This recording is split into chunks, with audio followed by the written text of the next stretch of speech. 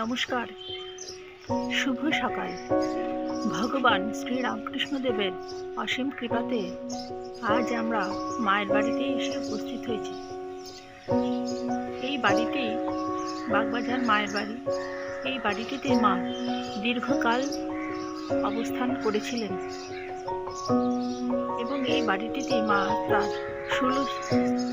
স্থূল শরীর ত্যাগ করে সূক্ষ্ম শরীর ধারণ করেছিলেন। মা আমাদের ইহকালের মা, পরকালের মা, জন্ম জন্মান্তরের মা, কথার কথা মা নন, সত্য জননী। মা নিজেই বলে গেছেন। তাই আমাদের মায়ের শ্রীচরণটি আগলে ধরে বসে থাকতে হবে। এই বাড়িটিতে অসুস্থ অবস্থায় মার সর্বশেষ বাণীটি হল, বাবা, সংসারে যদি শান্তি চাও তাহলে কারো দোষ দেখো না, দোষ দেখবে শুধু নিজের। এই জগৎ পর নয়, জগতে কেউ পর নয়, জগতে সকলেই আপন। এই জগৎ তোমার। কিন্তু আমরা সাংসারিক গণ্ডিতে বদ্ধ হয়ে এই কথা ভাবতে পারি না।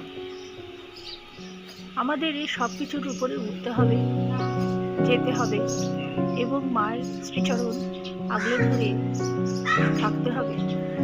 মা আমাদের ইহকালের মা, পরকালের মা, জন্ম জন্মান্তরের মা, কথার কথা মা নন, সত্য জননী।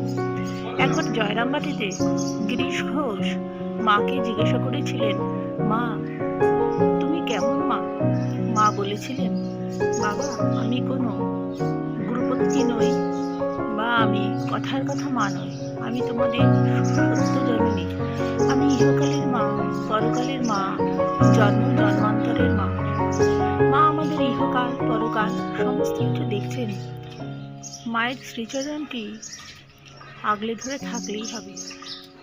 ঠাকুর শ্রীরামকৃষ্ণদেব ছিলেন মাতৃগত প্রাণা। তিনি জগতের সর্বশ্রেষ্ঠ একটি উপহার দিয়ে গেছেন শ্রী শ্রী মাকে। এই মায়ের শ্রীচরণ ধরে আমরা যদি থাকতে পারি তবেই আমরা উদ্ধার পাব। স্বামী ব্রহ্মানন্দ একবার বলেছিলেন, মায়ের হাতে ব্রহ্মজ্ঞানের চাবি। মা কৃপা করে দ্বার উন্মুক্ত করলে তবেই সেই দ্বার দিয়ে আমরা মায়ের শ্রীচরণে যেতে পারি। মা যেমন 17 মা, মা অ17 মা।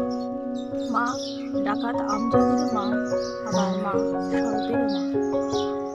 মা সকলের মা, ইহকালের মা, পরকালের মা, জন্ম জন্মান্তরের মা, কথার কথা মা নন, সত্য জননী। সবাই সুস্থ থাকবেন, ভালো থাকবেন। মায়ের বাড়িটি যথাসম্ভব একটু দেখালাম। ভিতর থেকে তোলা অসম্ভব বলে সামনে থেকেই একটু মায়ের বাড়ি দেখালাম এবং মায়ের একটু কথা বলার চেষ্টা করলাম। সকলেই ভালো থাকবেন, সুস্থ থাকবেন। মায়ের শ্রীচরণে এই প্রার্থনা জানিয়ে ভিডিওটি এখানেই শেষ করছি। জয় মা, জয় মা, জয় মা। জয় তু শ্রীরামকৃষ্ণ, জয় তু শ্রীরামকৃষ্ণ। জয় স্বামীজি, জয় স্বামীজি, জয় স্বামীজি।